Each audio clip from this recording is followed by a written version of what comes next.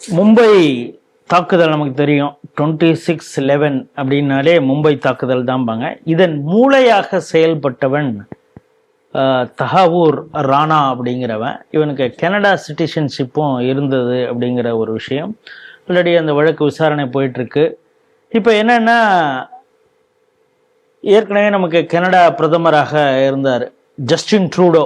அவர் ஃபுல்லாக பயங்கரவாத அமைப்புகளுக்கு ஆதரவாகவும் அதன் குறிப்பாக காலிஸ்தானிகளுக்கெல்லாம் அவர் ஆதரவு பண்ணிட்டு இருக்கிறதெல்லாம் நம்ம பார்க்குறோம். ஆனால் இப்பொழுது இருக்கக்கூடிய பிஎம் கார்னி அப்படிங்கிறவர் அவர் இப்போ வரப்போகிறார் இந்தியாவுக்கு. அதற்குள்ளார இந்த வழக்கை இன்னும் தீவிரமாக முடுக்கிவிடக்கூடிய ஒரு வேலையில் இந்திய அரசும் ஈடுபட்டிருக்கிறது.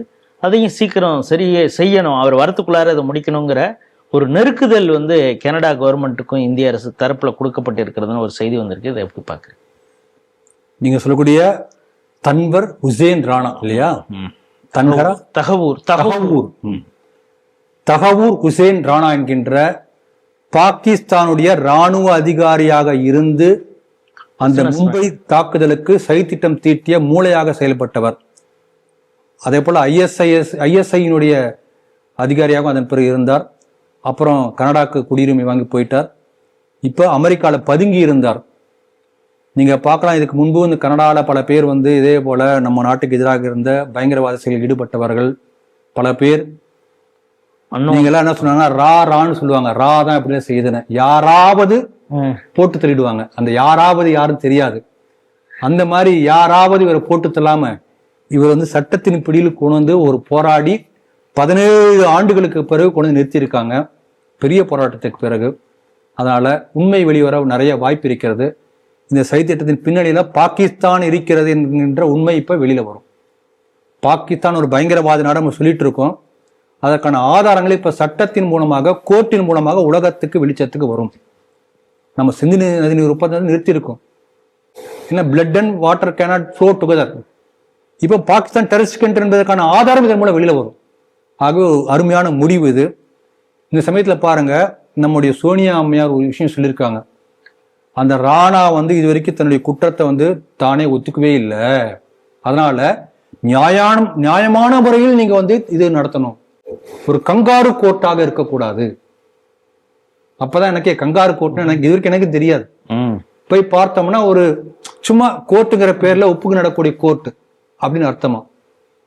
நம் நாட்டினுடைய நீதித்துறை எந்த அளவுக்கு கேவலப்படுத்திருக்காரு பாருங்க இந்த சோனியா காந்தி.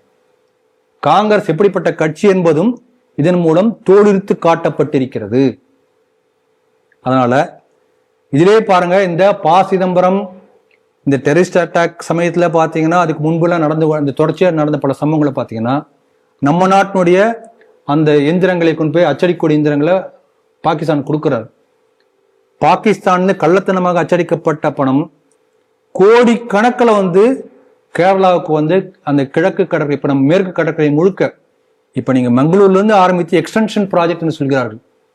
நிறைய ரியல் எஸ்டேட் முழுக்க முழுக்க வாங்கி குவிக்கப்பட்டதுல அந்த சிதம்பரம் அந்த மிஷின் கொடுத்த பிறகு இதே என்ன பண்றாங்க, இந்த டெரர் அட்டாக்கையே ஒரு RSS டெரர், ஹிந்து டெரர் என்று சொல்லி திசை திருப்பதற்கான முயற்சி, ஒரு பிளான் இருந்தால் கூட அந்த பாவம் அந்த கான்ஸ்டபிள் துக்காராம் ஓம்ப்ளே அவருடைய புண்ணியத்தால் தன் உயிரை கொடுத்து அந்த கசாபை பிடித்த காரணத்தினால் இந்த டெரர் விஷயம் வெளியிற்கு வந்தது. இல்லாட்டி இதை மாத்திருப்பார் பசியே.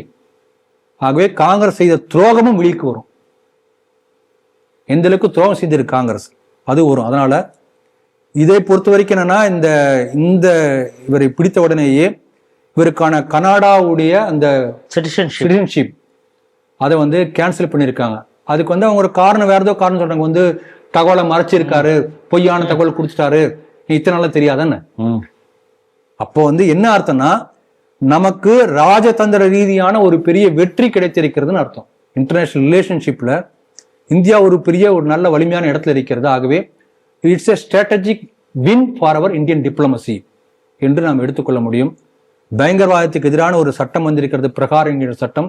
ஒரு கொள்கை ரீதியான முடிவு வந்திருக்கிறது பிரகார் என்கிற பெயர்ல. அதனால அந்த பிரகாரை போல இன்னும் பல வர இருக்கின்றது. அதுல சொல்லும்போது சொல்லியிருக்காங்க, அந்த பிரகாரில் ஏற்கனவே இருக்கக்கூடிய சட்ட அனைத்தும் பயன்படுத்துவது அல்லாமல் தேவைப்பட்டால் புதிய சட்டங்களையும் பயங்கரவாதத்தை அழிப்பதற்காக நாங்கள் ஏற்றுவோம் என்றும் சொல்லியிருக்கிறார்கள். இந்த ஃப்ரேம் ஒர்க்கில். அதனால பயங்கரவாதம் முற்றிலும் ஒழிக்கப்படும் நாள் வெகு தொலைவில் இல்லை என்பதைத்தான் இந்த செய்தி நமக்கு காட்டுகிறது, ஒரு பெரிய நம்பிக்கையை ஏற்படுத்தி இருக்கிறது.